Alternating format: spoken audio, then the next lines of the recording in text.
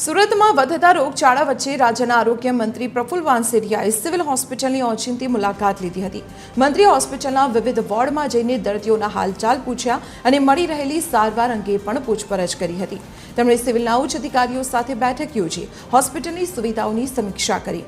મંત્રીએ રોગચાળાને પહોંચી વળવા માટે તંત્રને પૂરતી તૈયારીઓ રાખવા અને દર્દીઓને હાલાકી ન પડે તેવા કડક આદેશ આપ્યા છે।